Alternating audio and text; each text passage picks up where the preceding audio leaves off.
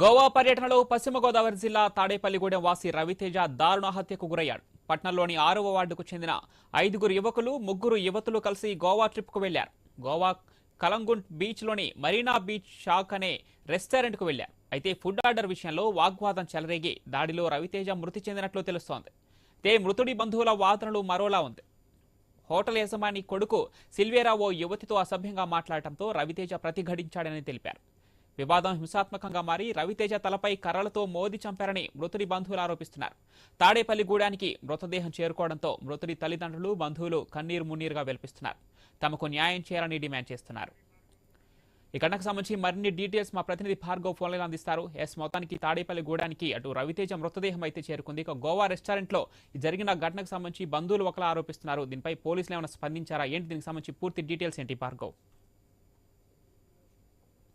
నేపథ్యంలో కూడా గోవాలో ఈ న్యూ ఇయర్ వేడుకలు చేసుకునేందుకు తాడేపల్లిగూడ నుంచి వెళ్లిన నేపథ్యంలో ఈ ఘటన జరిగినట్లు తెలుస్తోంది. తాడేపల్లిగూడ నుంచి మొత్తం అటు 5 యువకులు గాని 3 యువతులు అందరూ కూడా కలిసి మిత్రులందరూ కూడా కలిసి వెళ్లారు.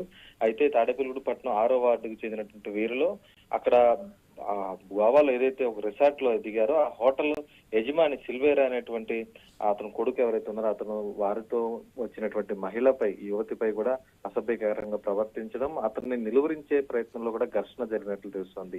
ఈ ఘర్షణలో వారందరూ కూడా కలిసి తాడేపల్లిగూడెం చెందిన రవితేజ అనే యువకుడిపై కూడా దాడి చేయడం, వెదురు కర్రలతో తీవ్రంగా కొట్టడంతో తలకు గాయమై అతను అక్కడికక్కడే మృతి చెందినట్లు ప్రస్తుతం వారు ఎవరైతే స్నేహితులు ఉన్నారో వారు చెప్పిన వివరాల ప్రకారం తెలుస్తుంది. దీంతోనే అక్కడ కేసు కూడా ఇదే విధంగా కేసు నమోదై ఆ మృతదేహాన్ని ఎట్టకేలకు ఇంటికి తీసుకురావడం జరిగింది. 31వ తేదీ అర్ధరాత్రి 1 గంట సమయంలో కూడా ఈ ఘటన జరిగింది. అందరూ కూడా నూతన సంవత్సర వేడుకలు జరుపుకున్న సందర్భంలో ఈ ఘటన ప్రస్తుతం అయితే తాడేపల్లిగూడెంలో తీవ్ర విషాదం నింపింది. ఈ మృతదేహం ప్రస్తుతం నివాసానికి తీసుకురావడంతో రవితేజను కడసారి చూసేందుకు కూడా పెద్ద ఎత్తున అతని స్నేహితులందరూ కూడా రావడం అయితే జరిగింది. ఈ ఘటనకు సంబంధించి ఏపీ పోలీసులు కూడా గోవా పోలీసులతో పూర్తి వివరాలు కూడా తెలుసుకొని ఆ హోటల్ యజమాని కొడుకు ఎవరైతే ఉన్నారో సిన్వేల్ అతనిపై కూడా కేసు నమోదు చేసి ప్రస్తుతం దర్యాప్తు చేసినట్లు గోవా పోలీసులు కూడా తెలియజేయడం అయితే జరిగింది. ఈ ఘటనకు సంబంధించి అంటే గోవాలో ఇటువంటి ఘటనలు ఆంధ్ర నుంచి వెళ్ళిన వారు అనేక సార్లు జరుగుతున్నాయి కాబట్టి ప్రభుత్వం కూడా టూరిజం సంబంధించి పర్యాటకులకు సంబంధించి భద్రత కల్పించాలని కూడా వారు కోరుతున్న పరిస్థితి ఉంది. పవన్.